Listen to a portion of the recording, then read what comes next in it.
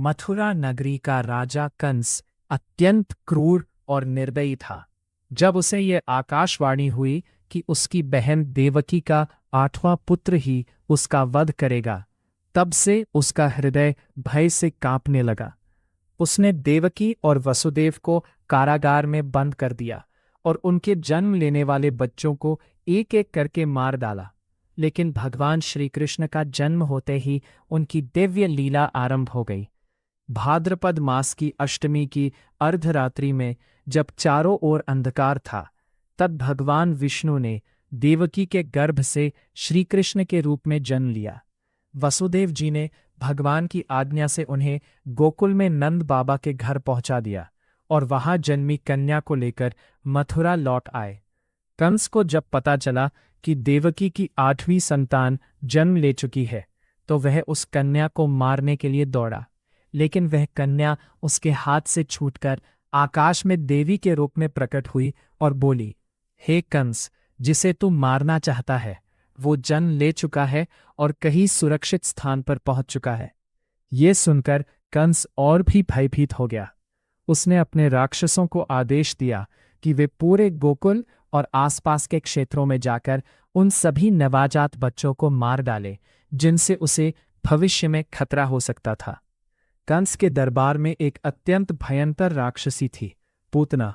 वो मायावी शक्तियों से संपन्न थी और रूप बदलने में माहिर थी।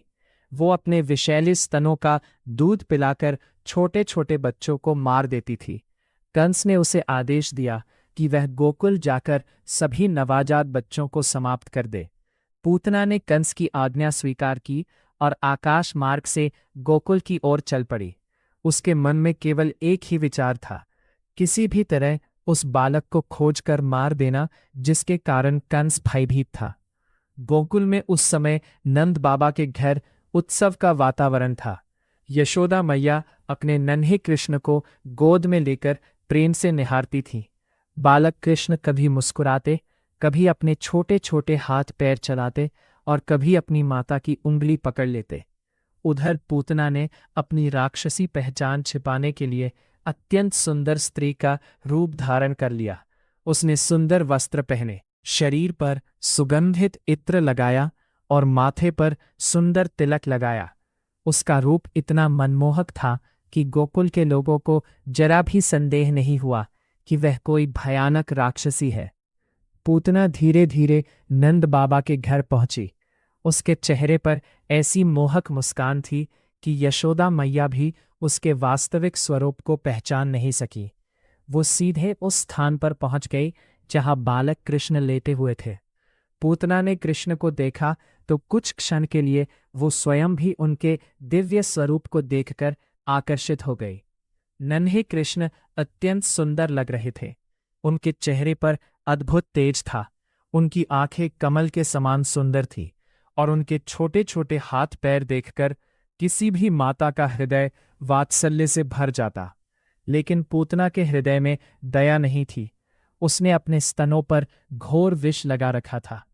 उसका उद्देश्य था कि वह कृष्ण को दूध पिलाने के बहाने विष देकर मार डाले।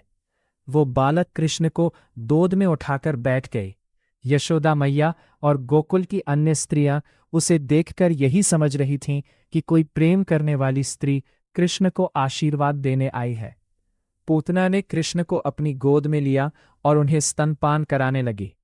लेकिन भगवान श्री कृष्ण साधारण बालक नहीं थे, वे स्वयं परमात्मा थे।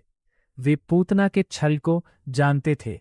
उन्होंने आंखें बंद कर लीं और फिर उसकी छाती से दूध पीना शुरू किया। पूतना को लगा कि उसका विष अपना काम कर रहा होगा, लेकिन तभी उसे एक भयानक अनुभव हुआ। श्री कृष्ण केवल उसका विषैला दूध ही नहीं पी रहे थे, बल्कि उसके प्राणों को भी खींच रहे थे। पूतना का शरीर कांपने लगा। उसने कृष्ण को अपने से अलग करने की पूरी कोशिश की, लेकिन भगवान ने उसे कसकर पकड़ रखा था।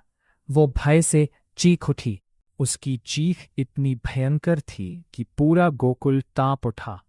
पूतना ने अपना वास्तविक राक्षसी रूप धारण कर लिया। उसका शरीर विशाल हो गया, उसके बाल बिखर गए, आंखें लाल हो गईं और उसके दांत भयानक दिखाई देने लगे। वह कृष्ण को लेकर आकाश की ओर उठना चाहती थी, लेकिन श्री कृष्ण ने उसके प्राणों को पूरी तरह अपने भीतर खींच लिया। अंततः पूतना ने एक भयंकर गर्जना की और विशाल शरीर के साथ भूमि पर गिर पड़ी। उसके गिरते ही धरती कांप उठी। गोकुल के लोग भयभीत होकर बाहर निकल आए। जब उन्होंने देखा कि एक विशाल राक्षसी का शरीर पड़ा हुआ है और उसके ऊपर नन्हे कृष्ण खेल रहे हैं, तो सभी आश्चर्यचकित रह गए। यशोदा मैया तो अपने लाल को देखते ही दौड़कर आई और उन्हें अपनी गोद में उठा लिया। उन्होंने कृष्ण को बार बार चूमा और भगवान की रक्षा के लिए प्रार्थना करने लगी। गोकुल की स्त्रियों ने बालक कृष्ण की रक्षा के लिए मंगल मंत्रों का उच्चारण किया।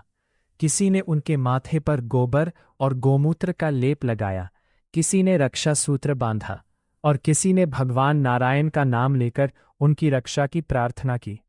उधर नंद बाबा और गोकुल के अन्य पुरुषों ने पूतना के विशाल शरीर को देखा। वह इतनी विशाल थी कि उसके गिरने से कई पेड़ टूट गए थे। सबके मन में एक ही प्रश्न था, इतना छोटा बालक इस भयंकर राक्षसी को कैसे मार सकता है? लेकिन ये श्री कृष्ण की दिव्य लीला थी। नंद बाबा को जब ये घटना पता चली तो वे भगवान की कृपा को याद करने लगे। उन्होंने अपने पुत्र को हृदय से लगा लिया। कुछ समय बाद गोकुलवासियों ने पूतना के विशाल शरीर को काटकर दूर ले जाकर जला दिया। एक अद्भुत बात हुई। पूतना के शरीर से दुर्गंध आने के बजाय सुगंध फैलने लगी। गोकुल के लोग ये देखकर आश्चर्यचकित रह गए। इसका कारण था कि भगवान श्री कृष्ण ने उसके शरीर का स्पर्श किया था। भगवान के स्पर्श मात्र से उसके पाप नष्ट हो गए थे। भागवत परंपरा में पूतना की कथा का एक अत्यंत गहरा आध्यात्मिक अर्थ बताया जाता है। पूतना कृष्ण को मारने के उद्देश्य से आई थी। उसके मन में प्रेम नहीं था, छल था। फिर भी उसने भगवान को अपनी गोद में लिया और उन्हें स्तनपान कराया। भगवान ने उसके बाहरी भाव को नहीं, बल्कि उस मातृवत क्रिया को स्वीकार किया और उसे भी महान गति प्रदान की। इसलिए श्री कृष्ण की यह लीला केवल एक राक्षसी के वध की कथा नहीं है, बल्कि भगवान की करुणा और उनकी अद्भुत शक्ति का संदेश भी है। पूतना बाहर से सुंदर दिखाई देती थी, लेकिन भीतर से उसके मन में विष भरा था। श्री कृष्ण ने उसके शरीर का ही नहीं, उसके भीतर छिपे विष और अधर्म का भी अंत किया। इस घटना के बाद गोकुलवासियों का विश्वास और भी बढ़ गया कि नंद बाबा के घर जन्मा यह बालक कोई साधारण बालक नहीं है। उसकी प्रत्येक लीला में कोई न कोई दिव्य रहस्य छिपा हुआ है। यशोदा मैया के लिए तो कृष्ण केवल उनका नन्हा लल्ला थे। वे उन्हें भगवान नहीं, अपने हृदय का टुकड़ा मानती थी। जब भी उन्हें लगता कि कृष्ण पर कोई संकट आया है, उनका मातृ हृदय व्याकुल हो उठता। लेकिन स्वयं भगवान श्री कृष्ण अपनी बाल लीलाओं के माध्यम से संसार को यह दिखा रहे थे कि अधर्म कितना भी शक्तिशाली क्यों न हो, अंत में सत्य और धर्म की ही विजय होती है। पूतना वध के बाद गोकुल में फिर से आनंद छा गया। बच्चे खेलने लगे, गायें रंभाने लगी और गोप गोपियां कृष्ण की बाल लीलाओं की चर्चा करने लगी। कृष्ण अपनी भोली मुस्कान के साथ कभी माँ की गोद में जाते, कभी आंगन में रेंगते और कभी अपनी छोटी सी शरारत से पूरे गोकुल को हंसा देते। किसी को क्या पता था कि यही नन्हा बालक आगे चलकर कंस के अत्याचार का अंत करेगा और धर्म की स्थापना करेगा।